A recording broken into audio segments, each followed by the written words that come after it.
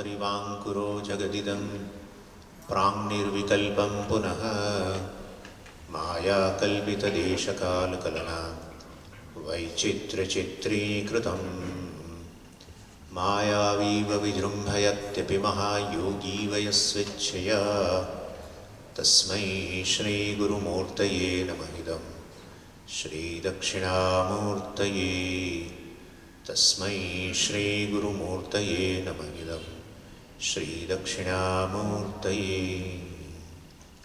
ॐ सहना भवतु सहनौ भुनक्तु सह वीर्यं करवावहै तेजस्विनावधीतमस्तु मा विद्विषावहै।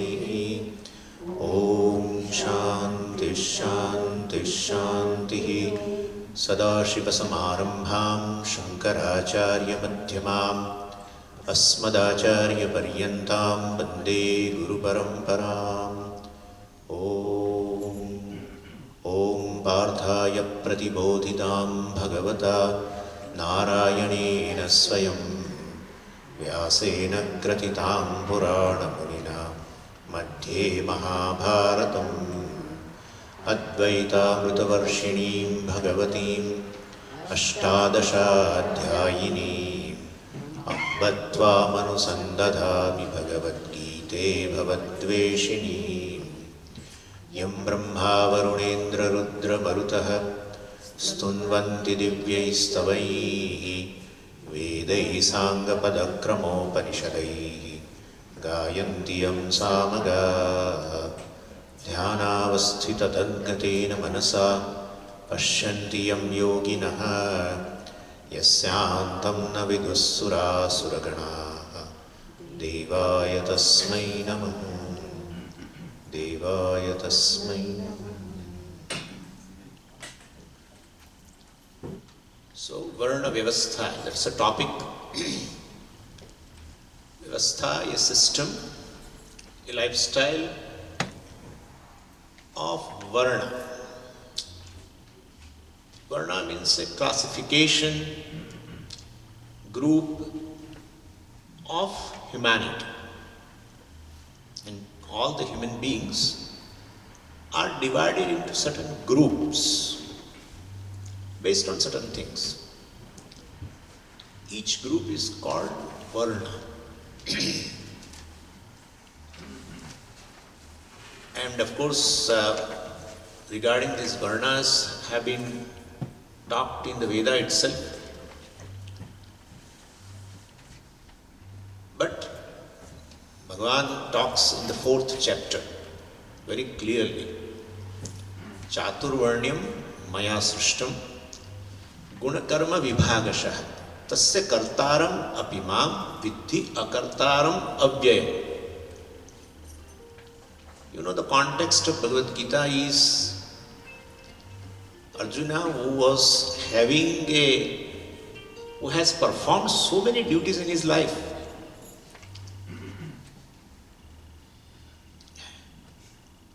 Would have been little this, and I think it's okay. So anyway, that's fine. That's fine. It's not a problem. 1 minute. Yeah. I think in the center fine. would be better. Sure. Take 1 minute. Meantime, I will request, please everyone turn off your phones. We take that opportunity. Turn off your cell phones, please.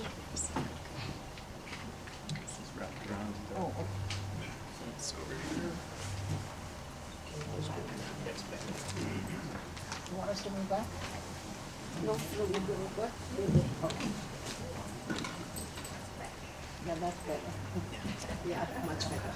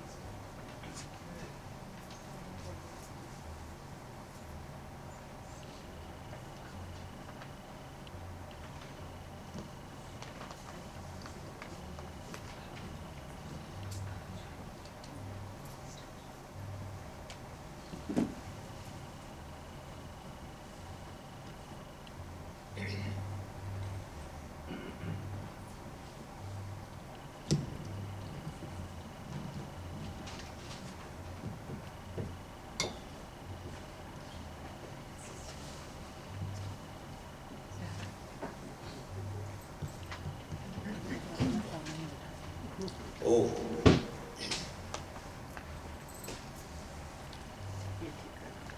So the Arjuna who performed so many duties in his life, before he came to battlefield, he performed all the duties. In fact, he came to this battlefield also to fight the war.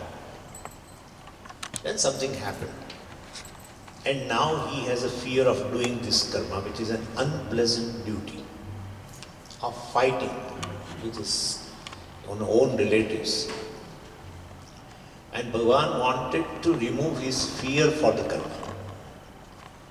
And well, because one cannot remain without karma. Nahi kashit kshanamapi jatur tishtati akarmakrit, Bhagavan saying.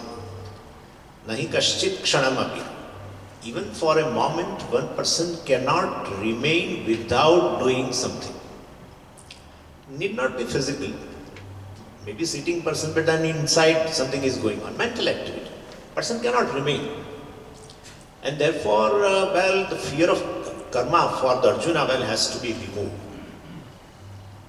And for that, Bhagavan said something. How to remove the fear of karma? Because why there is a fear of karma? Let us talk about, why should we talk about Arjuna? Our own case. Why we have fear for karma? Because we do the karma for gaining a certain karma phala.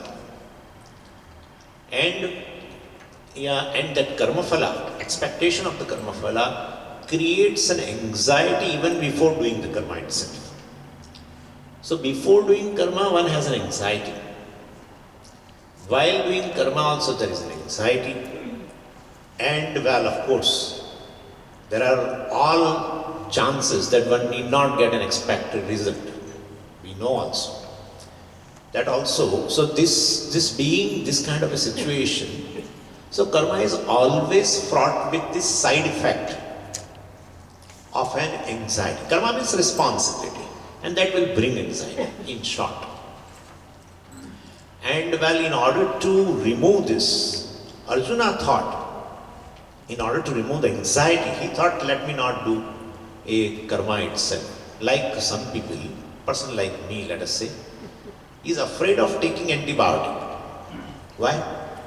Antibiotic can remove the physically disease, but the side effect which is created by antibiotic, I'm so much afraid that I don't want to take antibiotic itself. That's the situation. So here also, Arjuna had that anxiety, because he is a responsible person, Kshatriya, and in order to remove that anxiety, he thought, let me not do this unpleasant duty of fighting the war. And then Bhagavan, said, Bhagavan wanted to remove his fear, and what will be the solution for this? So you should do the karma, at the same time you should be free from the side effects. Then the solution has been given in the 4th chapter itself, which that's not a topic, but I have to make certain background, that's all I'm saying. And the solution is knowing oneself. If you know the self, which is free from the doership and enjoyership, then in that case, doing action also, or even gaining karma phala, whatever you gain a karma phala will not affect you, because you are not a bhokta, you are not a karta. So that's a solution. And to show the efficacy of this knowledge, Atma-jnana, Bhagavan wanted to give an example. And who is the example Bhagavan gave? Bhagavan gave example of himself. And in our culture, this is how it is. Anything you want to justify, to do, you have an example. Even the thief also can justify stealing. That Bhagavan himself has stolen, right, so many things, and therefore I can steal. Somebody wants to kidnap somebody, and then he finds an example in our culture of somebody has done a kidnapping, Ravana, etc. What I am saying is, whatever you want to do, and you want to justify, in culture you find some example. Bhagavan wants to give example that even after doing thousands of things, and I have failed, not getting an expected results also thousands of times, yet I am unaffected by that. And we know Bhagavan's life from the beginning itself, fighting with asuras, that is another thing. Fighting with asura, he is a Bhagavan. but in thousands of cases, Bhagavan has failed. He has gone with an expectation to make Duryodhana understand, to ultimately avoid this war, but he was failed. So in spite of doing this, several karmas, of course all karmas were, they needed a lot of responsibilities and not gaining expected results also. Bhagavan was unaffected by that just because he was having this knowledge called Atma Jnana. And in Mahabharata itself you find that he took up a role of a charioteer for the Arjuna. All the arrows which were coming from the other side were passing through Bhagavan. Then it was going to Arjuna. And so he has faced several situations.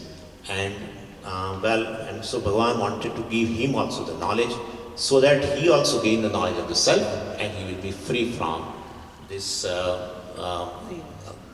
free from this anxiety side effect.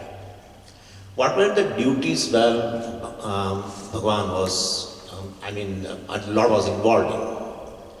Well, he was Tasya Kartaram Apiman. Tasya means Jagat. Tasya means of the world.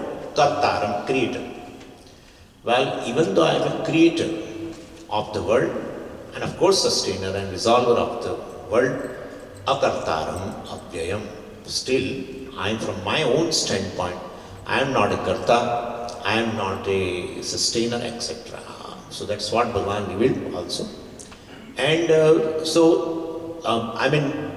creating etc. and maintaining may be the pleasant duty for the Bhagavan, but resolving the whole creation, definitely it is unpleasant duty, but that also Bhagavan performed. Anyway, and by maintaining this creation, for the maintenance of the creation, Bhagavan has given, along with the creation, there is a manual. And that manual is Veda. Because generally any gadget comes with a manual, how to operate that gadget. And so Bhagavan has created this is his manufacturing product. This is his product. And he gave this manual called Veda. And to maintain this creation, he has given a humanity a particular lifestyle by which there will be a growth on his part as well as there will be a growth of the society. So, when both are growing, then definitely there will be a harmony between oneself and the total, the Jagat, and that's how the Jagat can be maintained. So, and that is how the Veda talks about. Veda says one should not have only interest in the well-being of the creation. You should also take care of your own growth, self-interest as well as the interest in the society. Both should be there. And so one should lead one's life in such a way that you also grow and society also grow along with that. And thereby, it will flourish. You will also flourish, society will also flourish. And thereby, the maintenance of the creation can be there. And that lifestyle by which one can grow, oneself can grow, and even the society can grow, that lifestyle is called Varnashram Vyavastha. Varnashram Vyavastha, it includes two things. Ashrama Vyavastha. Ashrama means the stages of one's own life. That ashrama vyavastha, that system, that lifestyle by which one grows, and varna vyavastha is something by which the society grows. So varnashram vyavastha has been given by Bhagavan in the Veda, while in the manual itself. So first thing is this ashrama vyavastha, the 4 stages of life, which is meant for this individual growth. Anyway, now actually we have to discuss only Varna Vyavastha. I am told to discuss, but I would like to mention in brief Ashram Vyavastha also. There are 4 stages in one's life, individual's life, which indicate that the person is growing, remaining in that ashrama. The word ashrama itself means a place of inner growth, not outer material growth. So the person, the first stage of that person's life is called brahmacharya ashrama, a life of learning, a student's life. So he goes to Gurukula and while in Gurukulam he has been taught what are the goals of life and how to acquire those goals, what are the means. Because through the Veda means the body of knowledge, which gives you the knowledge of means and ends. Means and ends. These are the means, these are the ends. What are the ends? Well, dharma, artha and kama, etc. and moksha also. So artha means, well, how to acquire objects of security. There are certain rituals for that. How to acquire different objects of pleasure. There are rituals for that. So Veda throws a light on this means and end. That knowledge has been given by a teacher to the student in the first stage of life called brahmacharya ashrama, in which both the types of goals, material goals called dharma artha kama and the spiritual goal called moksha have been taught. What is moksha, what is dharma, what is artha, what is kama, and also what are the means for that. So Veda is never against this kind of a thing that one should have. Generally it is they say in Hinduism, well, they always discard the material prosperity and all that thing. They always talk about the spiritual goals. That's not the case. That is not the case at all. In fact, in the Purvabhaga of the Veda, well, where the karmas have been, the rituals have been described, all the rituals are meant for material growth only. Veda has an interest in a person for all round growth, not just for a spiritual growth. Anyway, and in the Upanishad itself, in Taittiriya Upanishad, in Shikshavalli, you find, it says, Avahanti vitanvana, kurvana chiramatmanaha, vasagumsi mamagavascha, annapane cha sarvada, etc., etc. Tato me shriyamavaha. So basically, it asks for Vasagumsi mama gavasya. Let all the cows and varieties of the clothes come to me. Annapane cha sarvada. Let my house get all the time filled up with all food and everything. Tato me shriyam avaha. Let the wealth come to me. So this is what it is. Yasho jane sani swaha. Shriyana vasya sosani swaha. Tantva bhagat pavishani swaha. Samabhaga pravisha swaha. Tasmin sahasrashaki nibagaham tvai vrije swaha. So many things. Yasho jane asani swaha. Let the fame come from all the directions to me. Where the spiritual growth is all material growth. It's right there in the Taittiriya Upanishad, the very first Valli, Shikshavalli itself. In fact, along with these mantras only, they do Avahanti Homa also. The teacher does, the Gurukula teacher, Guru does this homa. Let the brahmacharis come from all directions for study, etc. Maybe the dearth of students, maybe, I don't know. But so, Shriyana Vasya Sosani Swaha. Let me become more prosperous among the rich people. So that's how it is. So Tantva Bhagat Pravishana Swaha, etc. Let the God enter, let Ishvara enter into me, let me enter into Ishvara. Like that. Other things are also there. So anyway, this is the first stage. At the end of this first stage, the person is ready with a knowledge. What are the goals? What are the means to acquire? The second thing is a grihasthashrama. What he has learned has to be implemented. That's called grihasthashrama. Karma. So now he has to do karma. Karma alone is a means to acquire various goals. While you want objects of security, definitely you have to work.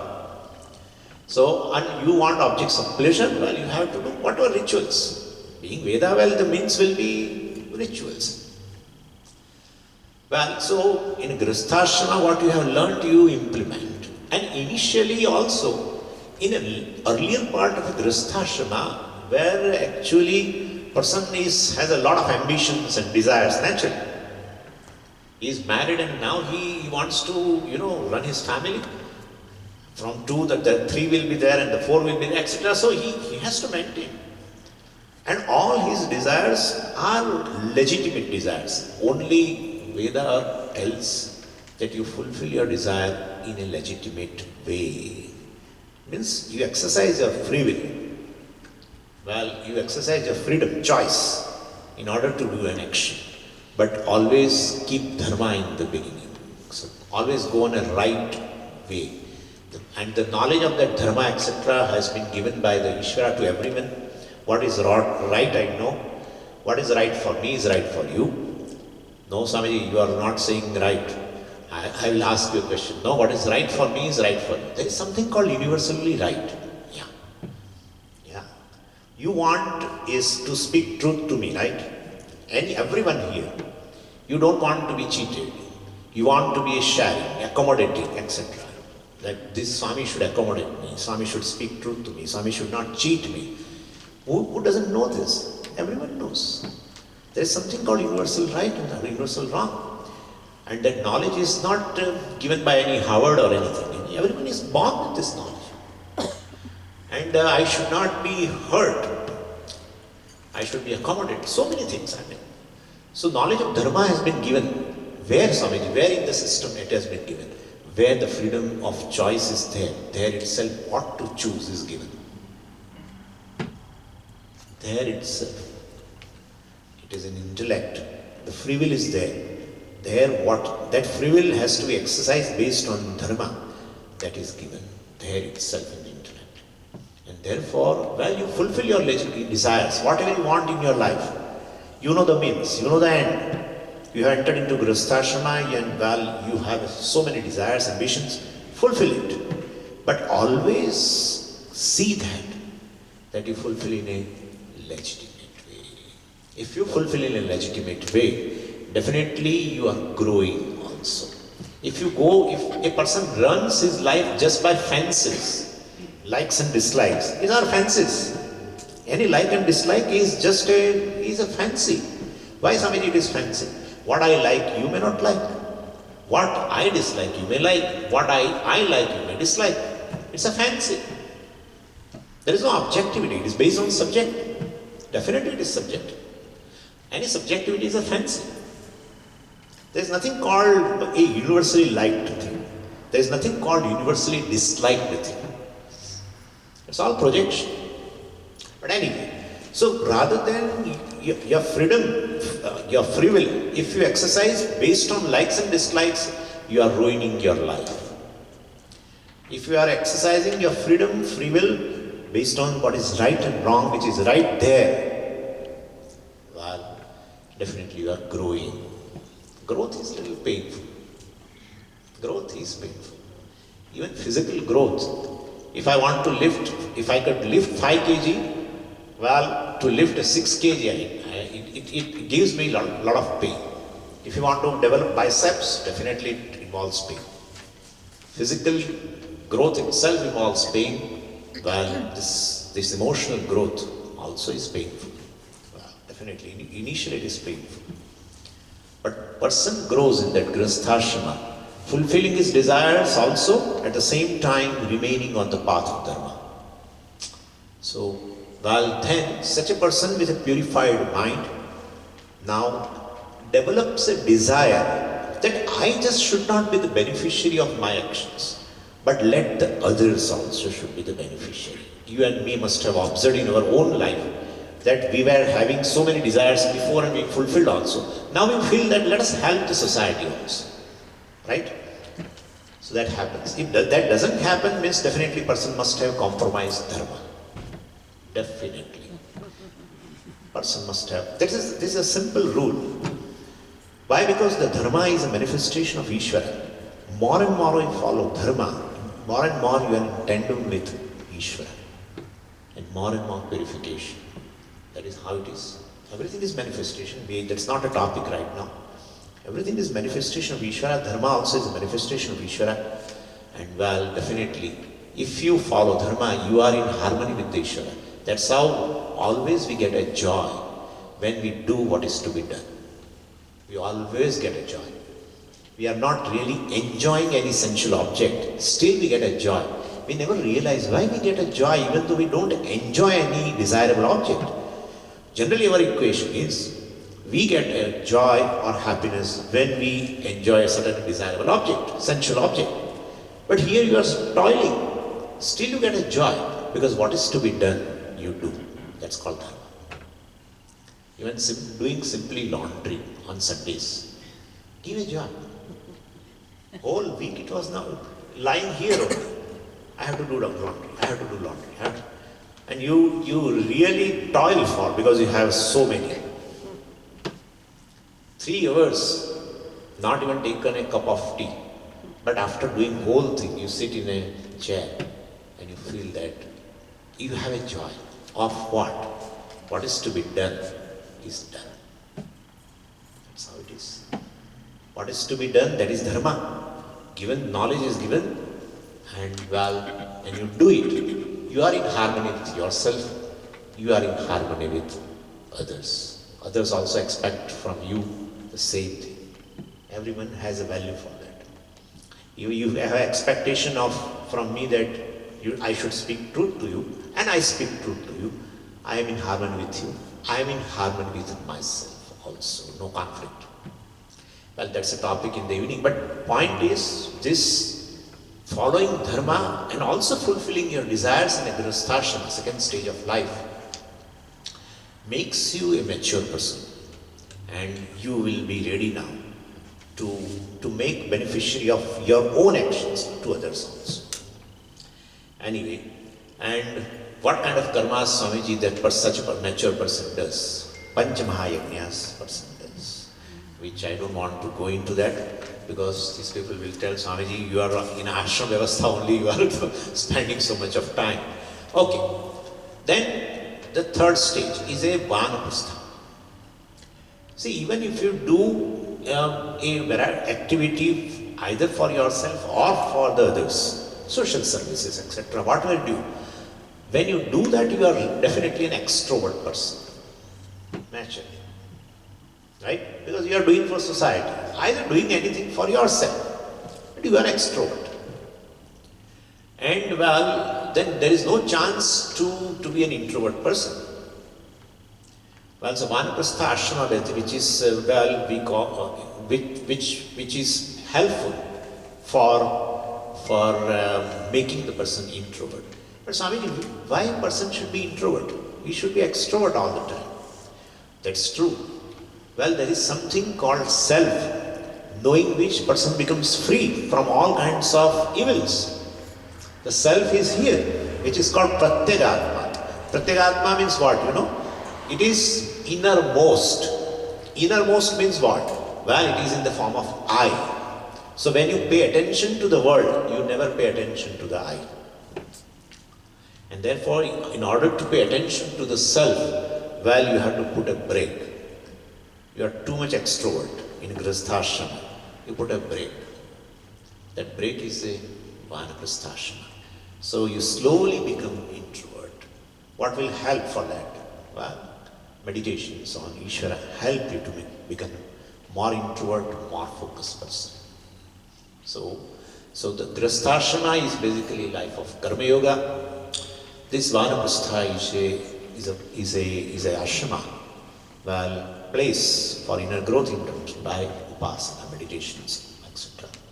Japa, etc. All meditations we discussed yesterday. And the final one is a sannyasa ashrama, where, well, one takes a sannyasa, one may not take a sannyasa. There is no necessity to take a formal sannyasa like this. Person can remain in one's own house, but now more or less detached. Till the point of vanaprastha, person was worrying all the time.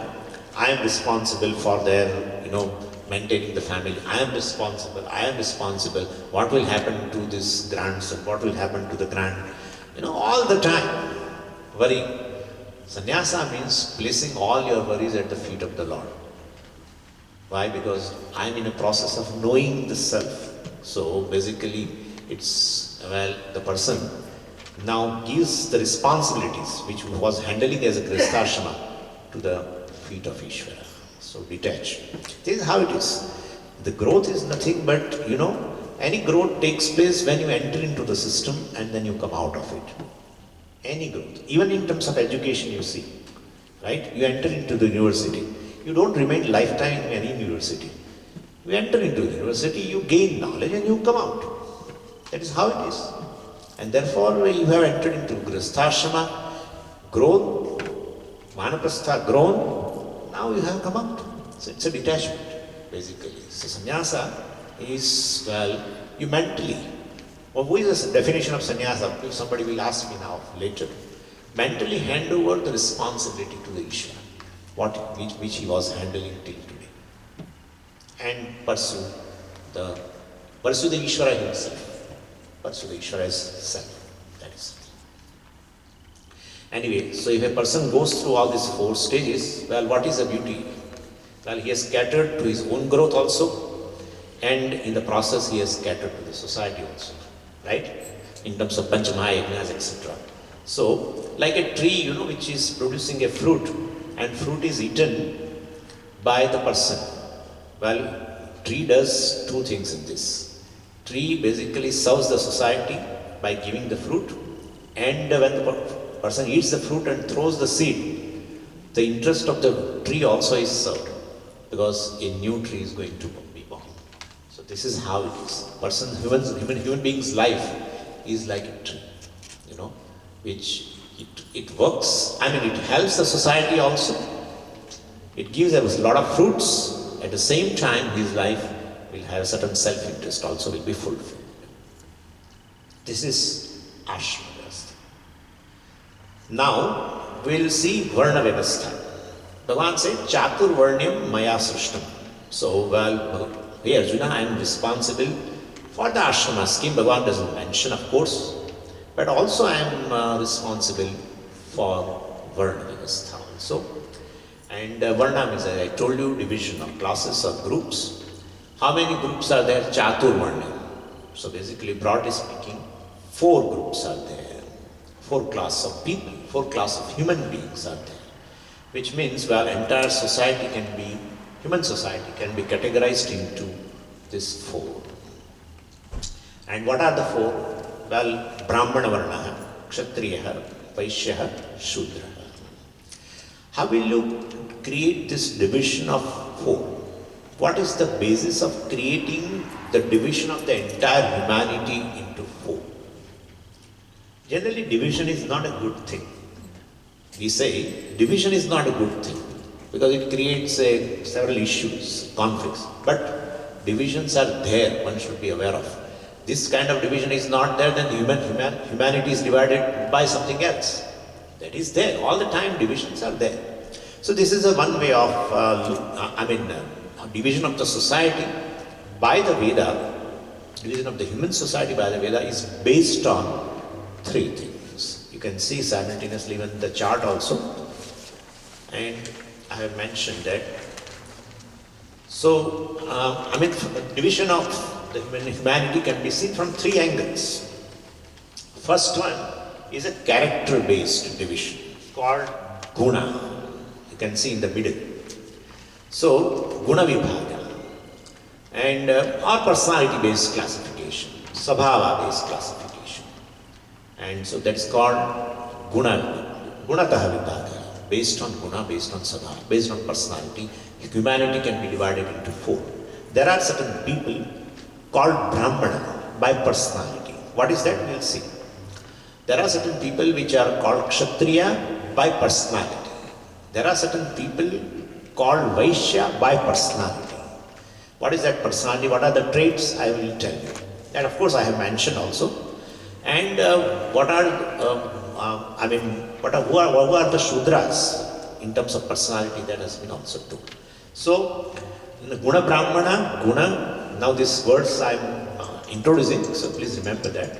Guna Brahmana, Guna Kshatriya, Guna Vaishya and Guna Shudra. Okay. Second basis of classification of the entire humanity into 4 is based on one's own profession. So, profession means karma. So, by occupation, profession. So, that also will be there. Means karma Brahmana, karma Kshatriya, karma Vaishya and karma Shudra. And the third angle, which is prevalent now, that is Jati. They call it as a caste. So, third is a purely based on birth, based on parentage, etc. So, jayate iti jati, based on janma. Jati means jayate. One who is born in a family of a Brahmana is called Brahmana. And then, so jati Brahmana, jati Kshatriya, jati Vaishya, jati Shudra. We generally call it as a caste system. But that's the last one. Now we'll try to understand the basis of these three divisions. Let us first take this Guna division, Guna-based division of entire humanity. So what type of character norms are there? Well, based on Guna for Brahmana, etc. And I have told here that the person who is a Guna Brahmana will have a certain emotional maturity.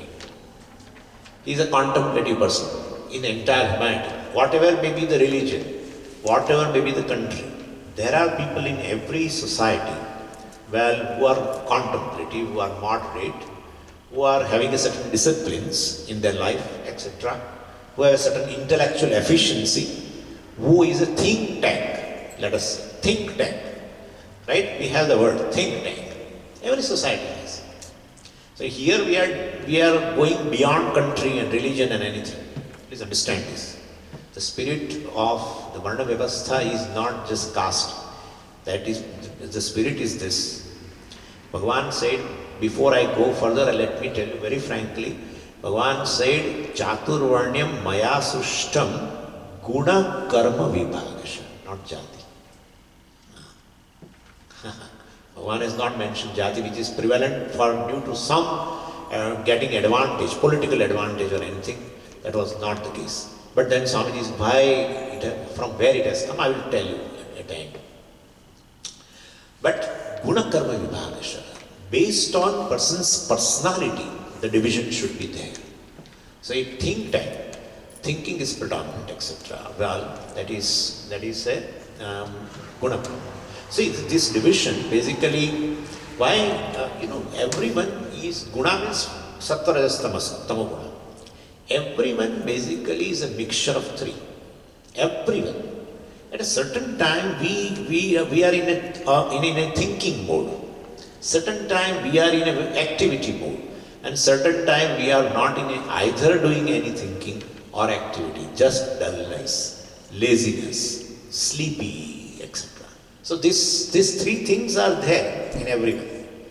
So this person, Guna Brahmana, has sattva predominant, backed by rajas and end with the tamas, called SRT. Okay? SRT. Sattva, rajas, SRT. One who is an SRT, sattva, rajas, tamas, is a Guna Brahmana. And such a person, since sattva stands for thinking, etc., this person is having intellectual efficiency, etc.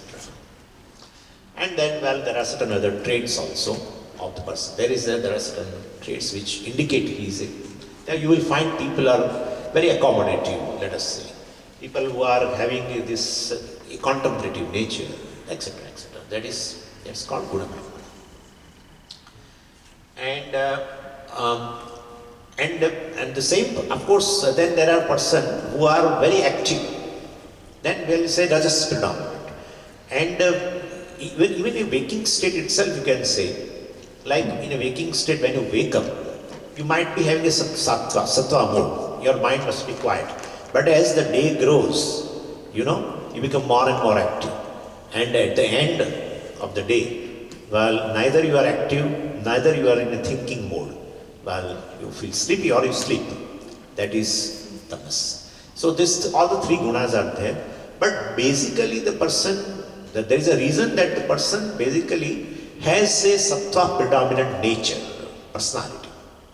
So such a person is called Brahmana. And second is now Rajoguna Pradhana. So Rajoguna Pradhana, well, which means now activity.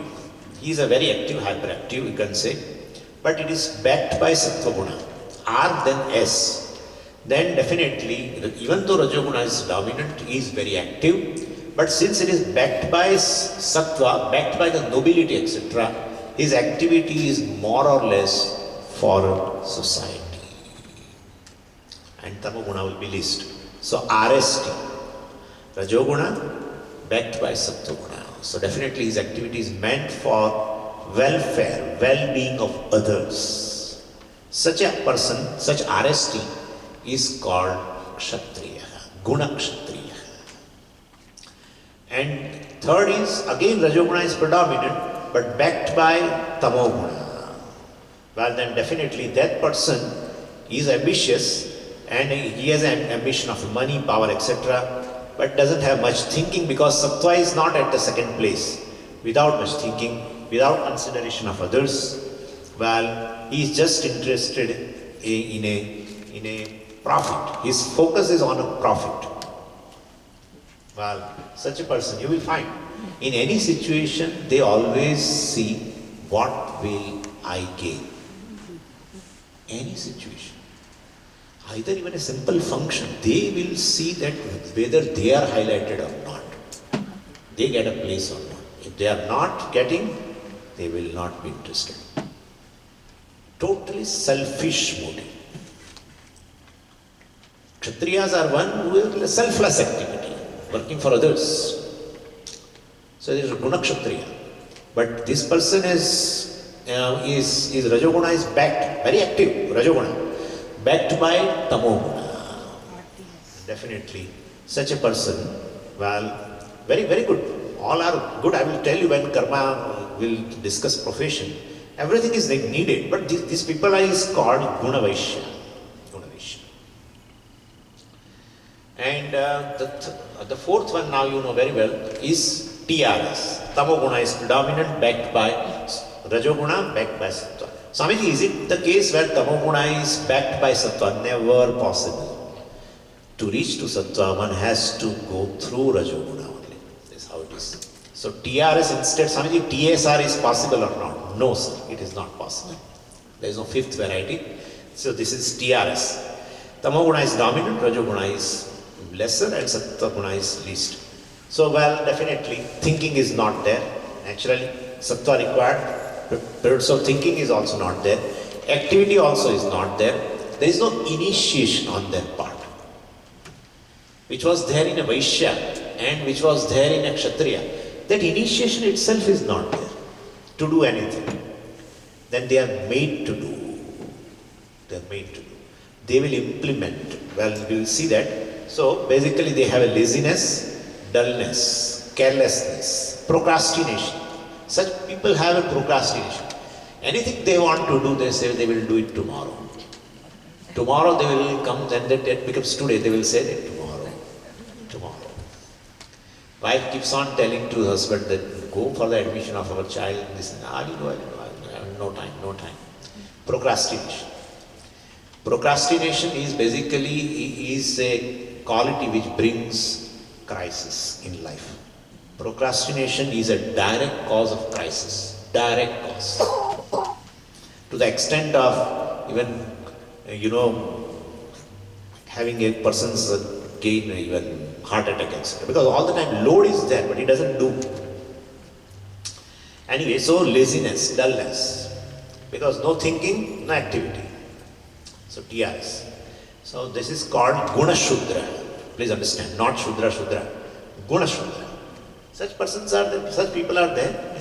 In any society you will find this kind of people.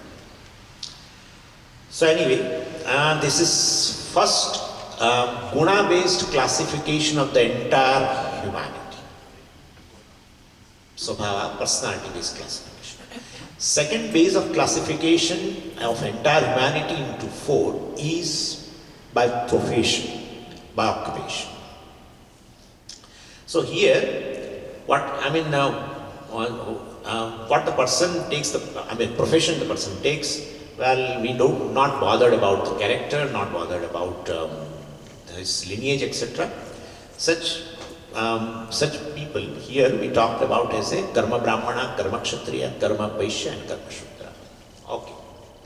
Now which profession comes under the first variety? Karma brahmana. Which professions? I have told that. Since sattva is predominant, his thinking is predominant, all the researchers, philosophers, preachers, teachers, all kind of teachers, physics teacher, chemistry teacher, economics teacher, or any teacher, or our this teacher, Atmajnana, etc., or educationalists, and one who are studying and teaching the scriptures, like Ved Pathshala teachers also, or officiating priest, all come under Karma Brahmana. Anyway, then the second profession is of a Karma Kshatriya. Who are they? Administrators. Then all legislative bodies, members of the legislative bodies. Like our, in our India we have MLAs, etc. Like member of legislative assembly, etc. Then people who are connected to the government. They are working in government departments. Defense personnels. And good leaders. Good leaders. Good leaders are called Karma Kshatriya. Bad leaders will be called Karma Vaishya. You know why good and bad, you know very well. You become a leader so that you will be always in a limelight, or you want to take maximum chunk of the situation. So, well, that we'll see later. But so these are the people, well, called Karma Kshatriyas. And third is, called Karma Vaishya, in which, there are economists, there are manufacturers, dealers, traders, bankers, private financiers, wholesalers, people who are doing agriculture. Because this Karma Vaishya has a one motto: how to generate money, how to make a economic growth of the society, of the country. These people. That's how I said economist also. I have not, in your it is not there. In the morning I thought, let me add it. So economist also. Then stockholders, property related business holders. And so any person connected to economic growth, any person connected to generating the wealth. Agriculture was a wealth once upon a time, and still it is a wealth. Now you can say even other industries also, right, which are manufacturers and generating wealth. All are called Karma Vaishyas. Their only motto is this: how to generate money, how to make economy stronger, etc. Of course, there is a selfish motto, but then this is what their profession is. And the fourth category is what? Well, all these three, the people who make possible all these three. Means what? Researcher, definitely, he is doing research, but then there is a setup in which a lot of other work has to be done so that they can carry out their own plans. That is called Karma Shudra. In fact, I have written service-related employment, not skilled, unskilled. Please understand. Skilled people are those who have already mentioned, right? They are all skilled.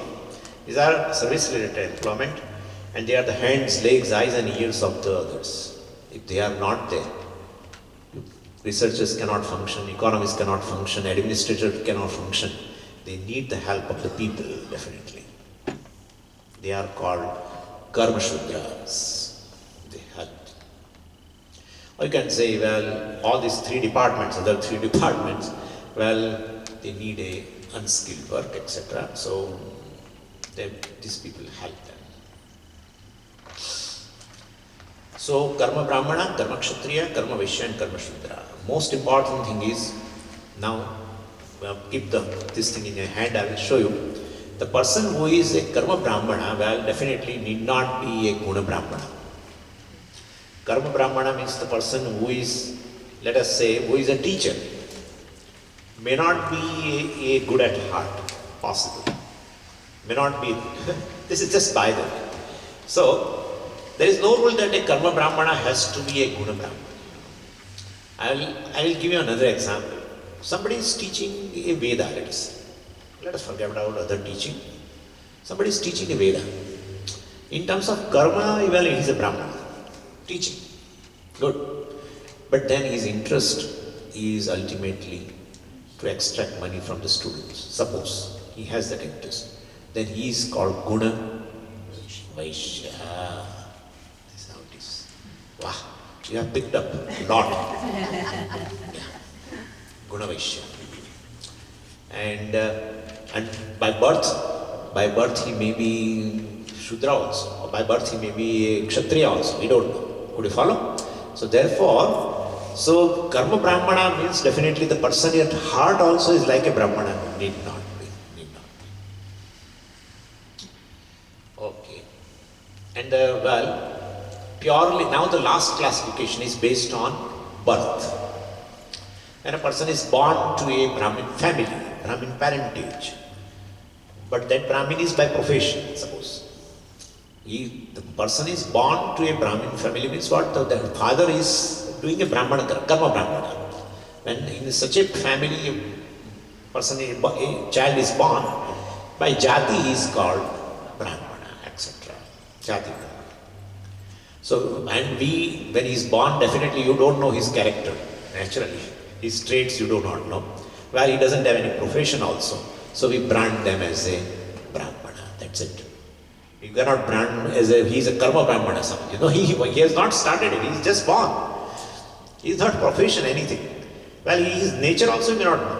Sometimes child is born and you feel, oh, what a nice child I have. Somebody is very quiet and this and that.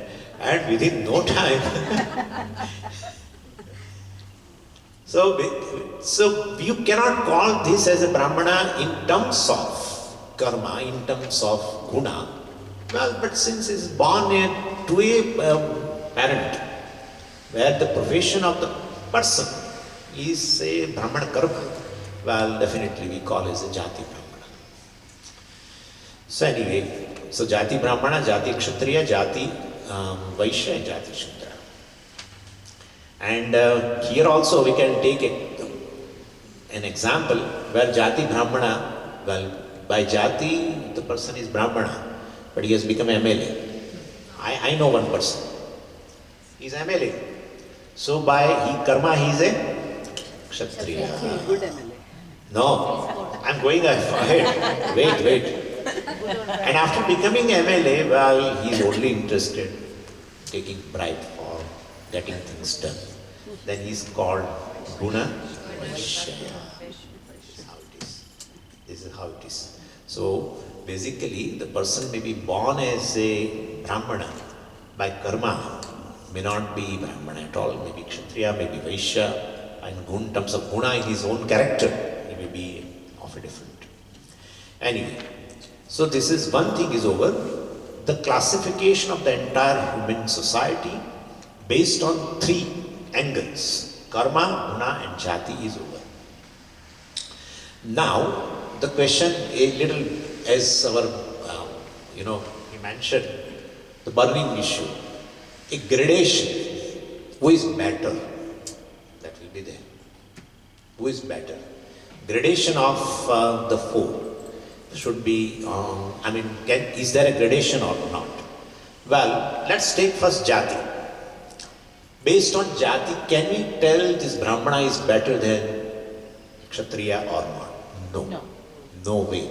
Somebody is born in a parent, the parent is Shudra, we cannot blame that it is because ultimately he is born, he gained a body. Well, I need not have to enter Vedanta here. The jiva is already there. He gains a new body. And that body is made up of what? Elements. Elements are what? Ishvara. Ishvara alone is the efficient cause and material cause of the entire creation. He is in the form of the elements. He is Akasha, he is a Vayu, he is a Agni, everything. So when you look upon Ishvara from a given aspect, that's called Devata. That's how we call Prithvi as a Devata, Agni as a Devata. It's a given aspect of the entire Ishvara. So therefore, one gains a body in terms of elements. This is nothing but Ishvara. Therefore, what is the difference between the two human bodies? They say, I think one scientist before, I might have read before several years, that between two human bodies there can be a difference of 0.00000000001% or something like that. So there is no difference at all. And therefore ultimately it is all one manifestation of Ishvara alone in form of elements. Then you cannot call that this person is born to a Shudra, therefore he is lower in caste and this, etc. Jati-based gradation is not possible if one knows clearly. If one wants to take advantage of this Jati-based classification, that's a different issue. But if you look in terms of reality, there is no difference. No difference between two bodies, really speaking. And then much more, I don't want to go into that. Reality is not this, even this is not reality. The reality is, there is one thing alone. Everything is mithya other than that. But anyway, so this is too much. Based on Jati and creating division and to blame Hinduism, to blame the Shastras is really a sin. Shastra never says that. Ishvara doesn't say that Chaturvarnyam maya srishtam guna karma vibhagasham. That's it. And even after creating such a division, Bhagavan doesn't say, well, Brahmana is better and this is better, because Bhagavan does not mention Jati at all. Even in the 18th chapter, Bhagavan talks about the traits of a Brahmana, traits of a Vaishya, etc., in terms of Guna, I mean. And what are the karmas of Brahmana, etc., has been mentioned, karma of a Shudra, karma of this. Okay. So, based on Jati, gradation is not possible. We'll rule out that thing. So, Jati cannot give someone make a person superior, etc. Okay. Now, gradation based on karma. Somebody is doing one work, somebody is in administration and somebody is in research. And therefore, the one who is doing research is better than one who is doing administration. Kya baat hai? You need all. You need all. There are researchers who have to be protected. There are scientists. There are several scientists in the world who have been killed by another country. I don't want to name everything. Yeah. So you require defense person, Kshatriya. You require. And while he is doing research, then grants have been given to him. Then somebody is there who is generating the wealth. Right? So you require Vaishyas also. And he is doing research well, definitely then he needs a certain help to carry out his own plans. He needs Shudra also. So in a given society, based on karma also, there cannot be a gradation. All are required. Everything is required. In fact, you and me are very quietly sitting here and talking. There are people on the borders who are protecting the country. And there are certain rules, to be followed. The police department is seeing, etc., etc. So all kinds of people are required.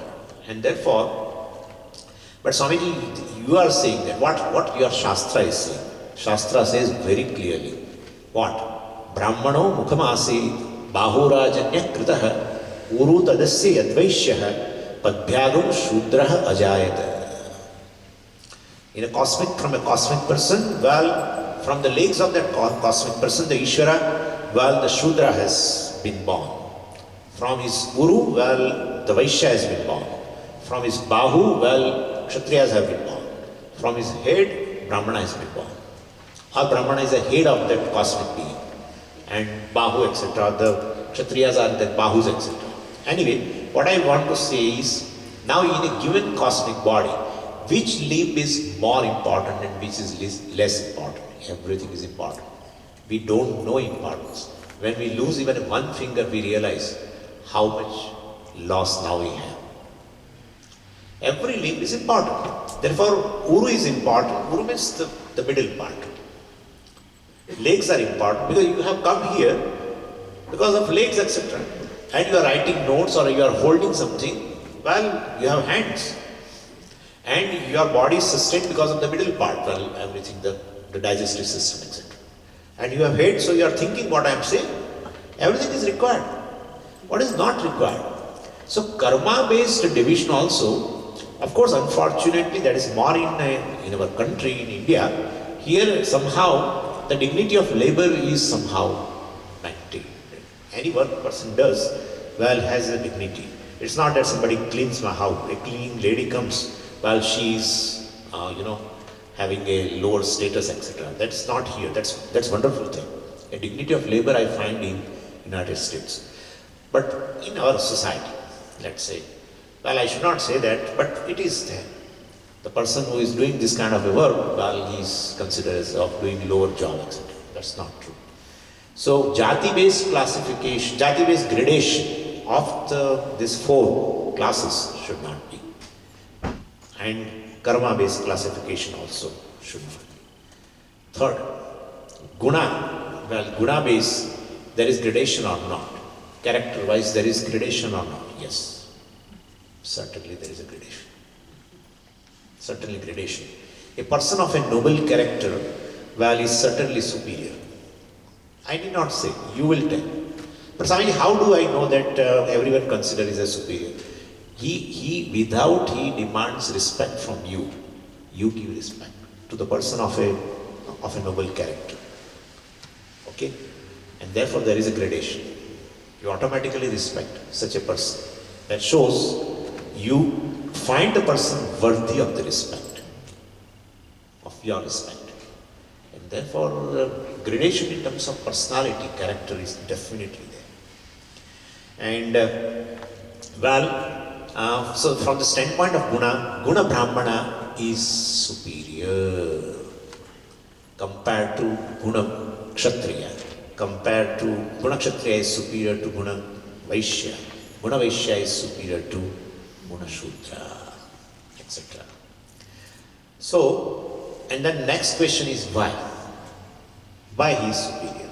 Well, because why should we respect Guna Brahmana? Why should we respect a Guna Brahmana? A person of a noble character, why we should respect? Because he is very close to whom? Ishvara. Because his heart is filled with the dharma, etc. His heart is filled with the noble virtues, etc. Not noble virtues, virtues, etc.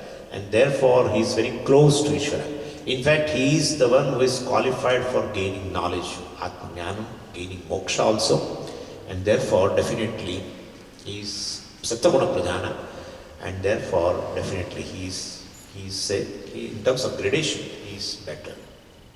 And then next is a Kshatriya. Well, because his selfless service is certainly superior compared to the selfish service of the Vaishya, Guna Vaishya.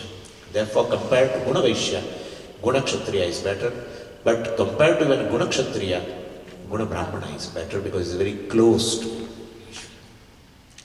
And Guna Shudra, definitely is the lowest in the ladder because he has not started even selfish activity. Let us forget about selfless activity. He has not even started selfish activity. No knowledge, no selfish activity. Activity is not there, thinking is not there, then is he really a human being or not? A person who doesn't have any thinking capacity, person who doesn't have any activity in his life, that person is close to an animal. All animals and other beings are tamoguna pradhana. This rajoguna pradhana are the activity oriented, are two, Kshatriya and Vaishya. They are Manushas. And one who is close, Guna Brahmana, who is having a noble character, is close to Ishvara. So this is a range. Reaching to the God or nearly a godhood. And this Manushya, and he is a animal. How it is. All the three varieties are there in a human being, depending upon his own guna, own personality. Anyway, so this person has to at least start some selfish activity. Do for yourself, earn something. Parents tell sometimes, that fellow is sleeping 12 hours. 12 hours. Not doing anything. Mom says, go and get something for evening. I have to prepare some dinner, so go and get some yogurt. He doesn't get up at all. Even if he goes, he brings something for which he has to go again, perhaps. Expired date and everything. So lethargy. Such kind of person. Lethargy is a predominant, laziness is a predominance, procrastination is a predominance. He is a close to the animal. He is not even a human being. Thus, such person has to start some activity just for self-interest. If he starts and follows dharma, etc., well, definitely he will become from Guna Kshatriya, he will become a Guna Vaishya, he will become a Guna Kshatriya, do something for others, selfless activity also. So anyway, so Guna-wise gradation accepted. And I understand. What I have to discuss, very important part is still left over, but No, please continue then. I will try to, finish as early as possible. Anyway, now final topic. Let us go ahead now. Final topic is, where do we have a choice from jumping from one group to the other? Because you are saying, well, that person in terms of a guna, well, the Guna Brahmana is better. Then, do we have a choice to jump? Yes, there is a choice. But before that, Jati-wise, let me tell you. Jati-wise, you cannot change. No. So if you are born to a certain parentage, you are born. You don't have any choice to jump from one group to the other. Naturally. Then, well, with regards to Guna, well, you have a Guna Kshatriya, etc. Can I become Guna Vaishya, can he become a Guna Kshatriya or not? Or Guna Kshatriya can become a Guna Brahmana or not? Well, yes, with regard to character, we do have a choice. It is possible for a Guna Shudra to become a Guna Vaishya. Guna Vaishya can become a Guna Kshatriya, etc. And that change is possible, basically, well, and we know also. We know. Like a human child is born, he sleeps most of the time. Tamoguna is predominant. Then he becomes active, and active, and active, and active. Rajoguna is predominant. In a young age, what a zeal, and even if you tell him to sit for some time, he is not ready. Rajoguna is predominant. And possibly, well, now Sattva-guna should be there, but that doesn't remain. Tamoguna to Rajoguna, Rajoguna to again Tamoguna in old age. Because when you were active, you did not know how to utilize those karmas. In terms of, if you have done karma yoga, etc., well, sattva would have become predominant in your life. So, most of the people's life is from tamoguna to rajoguna to again tamoguna. This is how the life is. That's how, if one is not one has not come in contact with the Shastra, they do not know how to really live a life so that ultimately a goal of life can be achieved, called moksha, freedom, etc.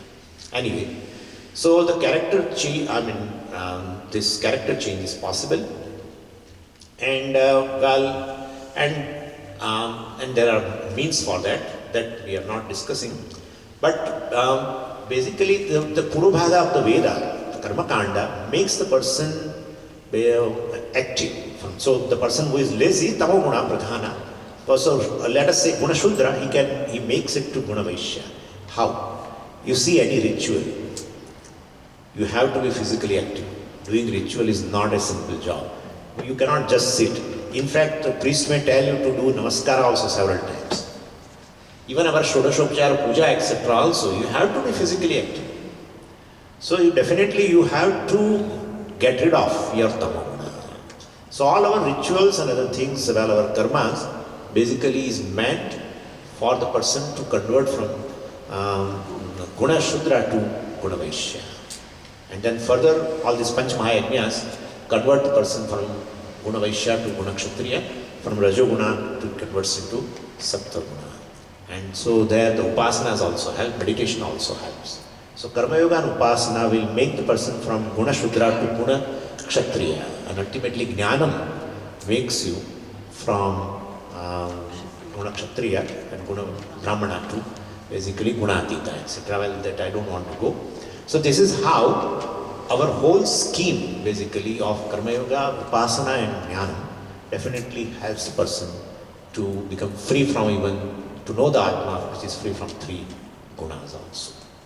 Anyway, final now, very important for parents. Well, based on karma, well, do I have a choice or not? That's the topic, last topic.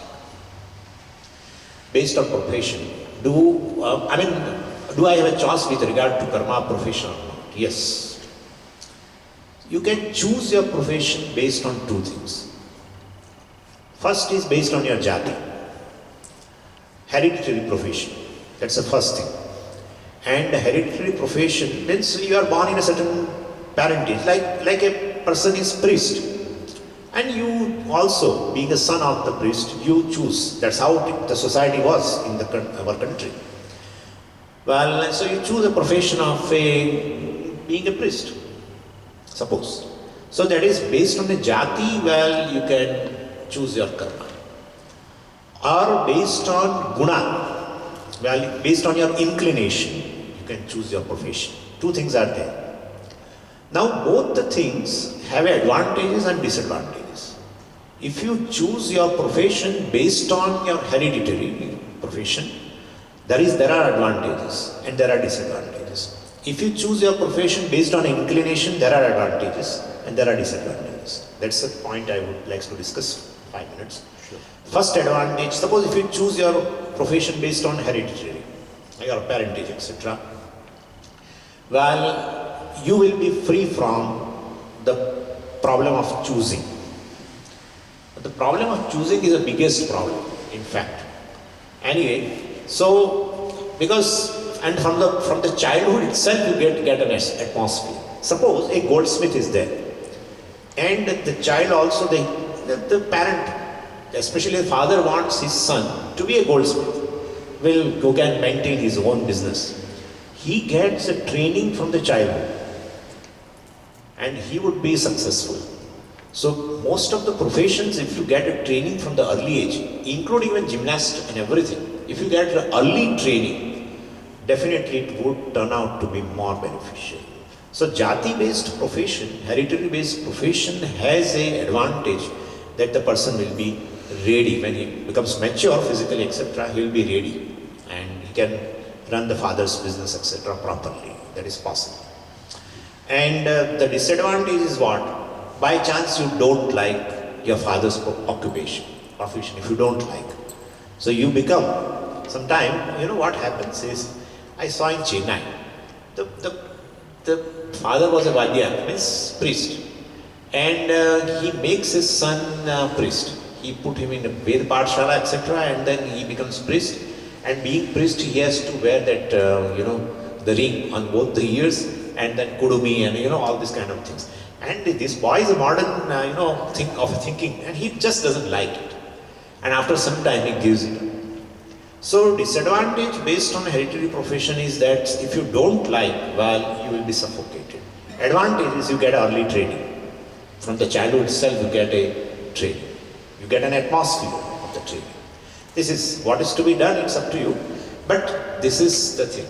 Now, second option is, suppose you choose a profession based on a guna, based on your inclination. So whatever profession you choose, you like it, suppose. In that case, you will always wait for the Monday, not for Friday evening, right? You will always wait for the Monday. Saturday, Sunday, he doesn't know how to handle those holidays. And there are people who, on Monday itself, they will wait for the Friday evening. And that's the thing. So what you do, if you like, there is nothing like this. I'm not saying what you like, you do. What you do, suppose you like, you have that kind of inclination. Definitely that proves to be very, the person would be very successful, I'm telling you, very successful materially. Anyway, so this is an advantage based on your inclination if you do. Disadvantage is, well, you will be having a lack of training, of early training also. And moreover, what is my inclination, that itself I don't know, frankly speaking. I don't know my own inclination. And that's how parents tell that give a freedom to the children, that you choose certain subjects. Based on that, you can make your career, profession. The children do not know what is to be chosen. And the pathetic condition is sometimes parent tells children that go to a Swami and ask. What Swami, what he knows? Swami, what he doesn't know even what is going on outside. It's really a very funny situation. So if you know your inclination, if you know your aptitude, that's how I think there are aptitude tests or inclination tests are there. If you don't know your inclination, there will be a failure. There are people in 50 years of their career, they have changed job several times. They don't remain in the same field. Sometimes you remain in the same field for a progress. In terms of money, in terms of a certain position, you change. No. They change the profession. Till they retire, they keep on changing. Because they never know. Whatever they pick up, they don't like. It is exactly like you are sitting in a restaurant and you eat dosa and somebody has asked for a mandu vada. And once you start, then you feel that this person has this is what is happening. Really, this is what is happening. Then you say, then you please share. Or you take this. You always feel some others have a better. Because you don't know your own inclination. So, this profession, choice of a profession based on inclination has a disadvantage also. Advantage is what you do, you like. Tremendous progress. But if you don't know your inclination, there is a great failure also. So anyway, this is all about Vyavastha. Only one warning Shastra gives, let money may not be the criteria of your profession. Maybe either a Jati, hereditary profession you pick up, or based on your inclination you pick up. But let the money may not be the criteria of profession while choosing the profession, etc. When money becomes the criteria, the people will run for that profession. So that's how in India we have lost so many arts and cultures and everything, even music and dance, because there is no money in that involved. You choose a career to be a musician, but you may feel that suppose that you are not getting enough money. There are several musicians who remain hungry. Well, in that case, you don't choose. So we have lost several arts and other things because there is no money involved. And in one profession you find several, in other you don't find anybody. This is what is happening. But anyway, so this is regarding Varna Vyavastha. Whatever I know, I have shared with you. And now I hand over the mic to him. Om Purnamadav Purnamidam Purnat Purnamudachyate Purnasya Purnamadaya Purnameva Vashishyate. Om Shanti Shanti Shanti. Harihi Om Shri Gurubhyo Namaha. Harihi Om.